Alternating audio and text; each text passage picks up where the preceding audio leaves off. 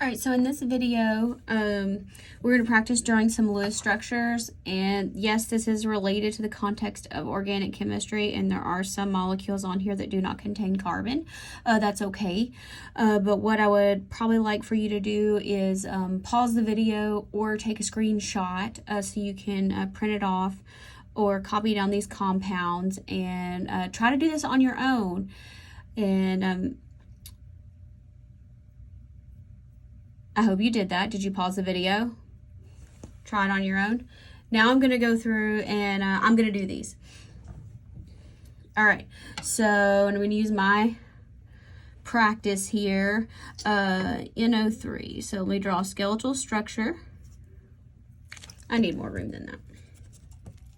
Let me do it this way. All right, let's round up our valence electrons. Nitrogen has 5, oxygen has 6, and there's 3 of them. And we've got 1 extra electron. So that's going to be 24. Okay. So now let's connect, everybody. 4, 6, 8, 10, 12, 14, 16, 18, 20, 22, 24. And I'm out of electrons, but notice nitrogen only still has 2, 4, 6. So one of these oxygens needs to share. I'm going to make it this one. Doesn't matter which one you choose. Now this is a polyatomic ion, so by definition it should go in brackets with the charge at the top. For carbon monoxide, carbon has, this is just 2, so let's just put them side by side. Carbon has 4. Oxygen has 6, we've got 10. 2, 4, 6, 8, 10. That's not good. Well, let's do this. Let's make a double bond. 2, 4, 6, 8, 2, 4, 6. Still not good enough. Let's make a triple bond. 2, 4, 6, 8, 2, 4, 6, 8. Good. BBr3. Now this one's a little bit tricky. So boron has a total of 3. And bromine has 7, and there's 3 of them. So we've got 24 electrons here. Now boron is an exception to the octet rule. And it's happy with only 6 instead of 8. So that's 2, 4, 6, 8, 10, 12, 14, 16, 18, 20, 22, 24. Now, if you were to say, but boron needs 8 and make one of these a double bond, that's not actually wrong, but it's not the best. And when we talk about formal charges in one of these next videos, you'll see why, or if you remember formal charges, you'll see why. And it's also important in organic chemistry because this has an open orbital. All right, let's look at SiF4. We'll go over here. SiF, F, F, F. Now, if you don't happen to remember silicon, because we don't see it much on the periodic table, it has 8, 7, 6, 5, 4, just like carbon. So silicon has 4, fluorine has 7, and there's 4 of them. That's 28, so we've got 32 electrons. So let's connect 2, 4, 6, 8, 10, 12, 14, 16, 18, 20, 22, 24, 26, 28, 30, 32. Can't really see those dots there. All right, so let's try that. Pretty straightforward. Okay, now here's an ion. You go, oh, that doesn't look good. It's not. This is called a carbocation, and we're going to see what happens with it. So we put carbon in the middle. Let's put our H's around it. And carbon has 4. Hydrogen has 1, and there's 3 of them. Now this is a cation, so that means we have to subtract. So we have 7, we have to subtract 1, so we only have 6 electrons here. All right, So that gives us 2, 4, 6. That's not good, is it? And it's in a polyatomic ion. And in this case, that we can't draw the small, this is the best we can do.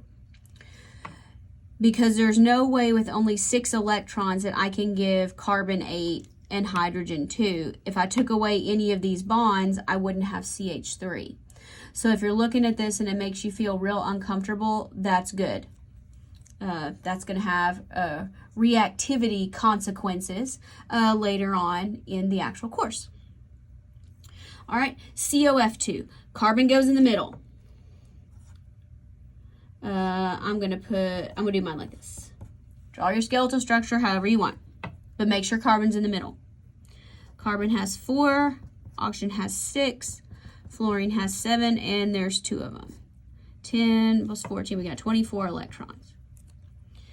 All right, 2, 4, 6, 8, 10, 12, 14, 16, 18, 22, 24. That's not good. Okay, so let's do this. Let's say, let's put carbon there. Okay, let's see if we can do it now. Do this now. Okay, so 2, 4, 6, 8. That's good. Carbon has 8. This fluorine only has 6. So that's not good. Let's see, what can we do?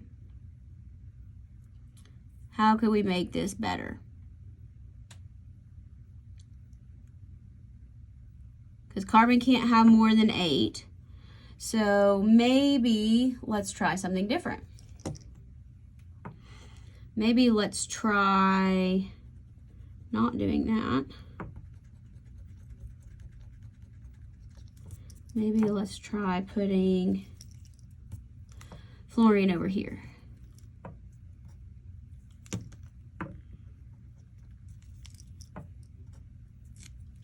Okay, so let's try this.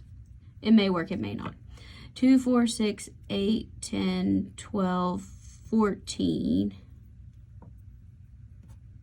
16, 18, 20, 22, 24. Yep, that'll work. This looks kind of bad, doesn't it?